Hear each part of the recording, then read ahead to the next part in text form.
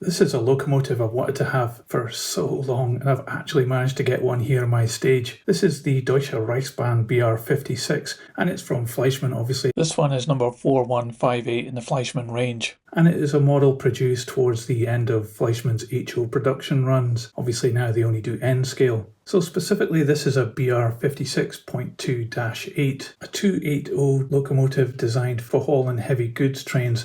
It was derived from the Prussian G8.1. However, the Deutsche Reichsbahn between about 1934 to 41 converted these locomotives by adding an extra axle, making them a 280 instead of an 080, and that managed to raise the top speed and reduce axle load for branch line use and things like that. They continued to use these locomotives right the way through to the very early 1970s when they were decommissioned. This one, number 2162, is in the classic black and red, and it represents Epoch 3 for this locomotive. I'm really looking forward to doing this review of this model, however it will be a bit bittersweet, and I'll tell you why later on in the video, but for now let's get this open and check out what we've got inside.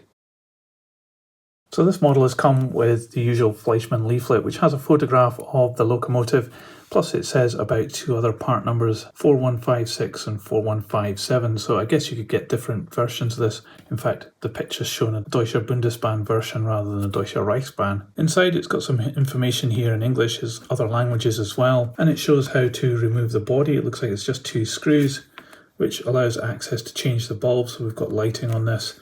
And it also shows where to oil this locomotive. And over here it's got information about the tender, so it's obviously a tender drive model. You can see that down here with the motors sitting inside the tender. And on the back page it talks here about the Fleischmann line side accessory with a little stud that would trigger it. And this is talking about how to clean your track and also how to wire it up. And here is the locomotive. It's certainly a big beefy thing and it looks absolutely fantastic. It also looks in really good condition. Now this was a second-hand model and I'll tell you how much it cost towards the end of the video. But for now, let's take a closer look at this. So this seems to be permanently coupled between tender and locomotive with this unusual arrangement here with a spring. I've not actually seen this before in any other locomotive. And obviously if it's going in reverse, the tender will set off and then it'll start to pull the locomotive, which I don't particularly like, but they have put this in obviously to get this round tight corners while still maintaining a very close coupling, which is quite cool. And I suppose in the most part you'd be pushing the steam locomotive with the tender anyway, so you wouldn't notice it. So I'm going to have to be pretty careful handling this because I have to hold both pieces at once. Down here at the front of the locomotive we've got these really great lights. We saw that we had illumination. We've also got a buffer beam here with some rivet detail on it and also some black pipes on it, which look as though they've been painted in situ. They don't actually look that good, which is very unusual for Fleischmann. I'm wondering whether that was a previous owner, although the rest of this locomotive looks absolutely spot on. So I'm not quite sure why that's happened. Anyway, at the front here we've got some buffers. They are made of metal, extra pieces that have been added on. And we've got rivet detail on here as well as these steps going up to the smoke box door, which looks absolutely fantastic. Even the lock ring looks really cool. It's an extra piece that's been put on. The number is very clear and we have the overhead flash as well. Looking down the side of this locomotive you can really get the scale of this thing. It's got this massive big boiler up here which is really nicely detailed in the moulding, and it's got all these extra pieces put onto it as well, which are all done in plastic, but they look really fantastic. And of course you can see underneath the boiler because it's lifted high off the chassis. The chassis is made of metal in this model, the boiler is made of plastic. You can see we've got some red tanks underneath there, and other parts have been painted in red too. That looks really quite cool, and that's obviously why the motor is in the tender and not in the locomotive. As we move further down, it's kind of kicked up there with a tank in red, and we move over to the cab area where we've got a lot of really nice rivet detail.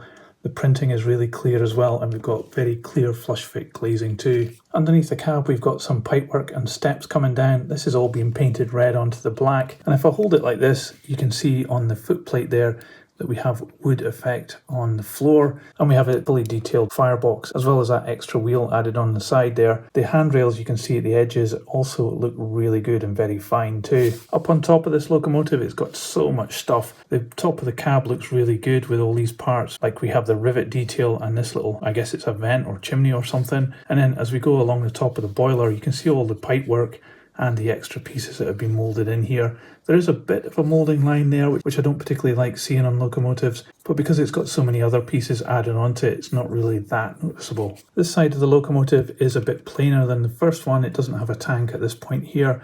but it's certainly got a lot of nice details still, and also all these handrails and extra pipework. As we start to look down onto the red area, we've got this part out the front here which always breaks off, and the front wheel, very characteristic of this locomotive, is made of metal, as are the other ones, with the middle of it painted red. And this bogie is made of plastic, but it is sprung loaded back and forward and also up and down just to keep it on the track. The piston area looks really good, very characterful of this locomotive, with this big chunky part up here, and they're moulded in black plastic and look really good. And then we have the valve gear, which, very typical with Fleischmann products, is made of metal. It's got the red inserts and is really fine, looks absolutely fantastic. The wheels as well, dulled metal with red paint on the middle of them.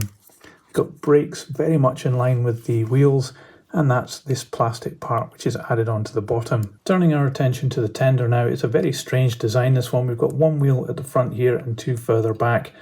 Very indicative of this type of tender.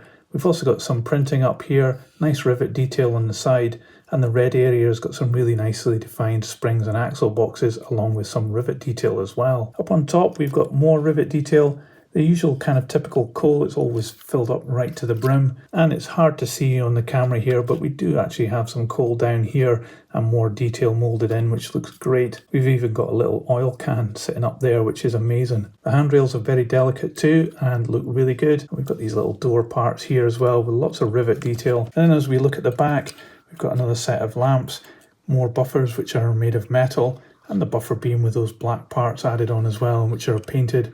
Again, I'm not so keen on the paint on that, but it's not too bad, I suppose. And then we have some more rivet detail here and more flashes for the overhead, along with handrails right in the corners. And we have steps coming down here in the red, and the coupling hanging out the back, which looks not too bad. We've also got these very delicate little rails here moulded in red. Underneath the tender, it looks as though we've got traction tyres on the outside two axles. The middle ones are free rolling. It looks probably like they're picking up. We might actually even also pick up from the main locomotive as well. So it's just going to be two axle drive, but hopefully it should be okay. We'll give this a go on the test track in a moment, but first I think we should put this on the scales and see how much it weighs. So this locomotive comes in at 422 grams. So here we are on the test track, and as normal it's my Hornby third radius track, and I'm using my H&M controller to give it 12 volts DC. I'm not expecting any problems with this, so let's give it some power and see what happens.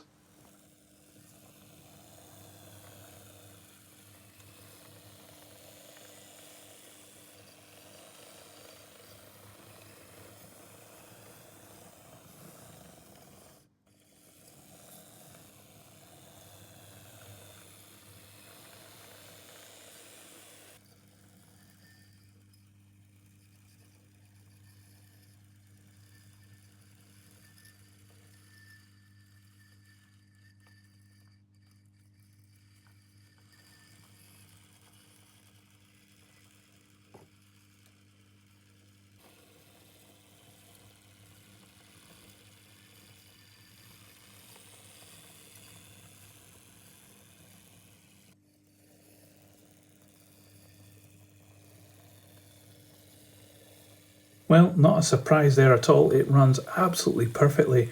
Really, really slow operation if you want it to, and it can pick up nicely as well too. So it's really well geared, especially as a freight locomotive. Its looks are absolutely fantastic. I'm so impressed with this.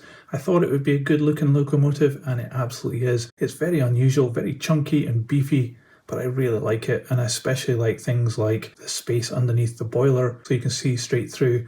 The kind of offset wheels on the tender is very unusual, never seen that before.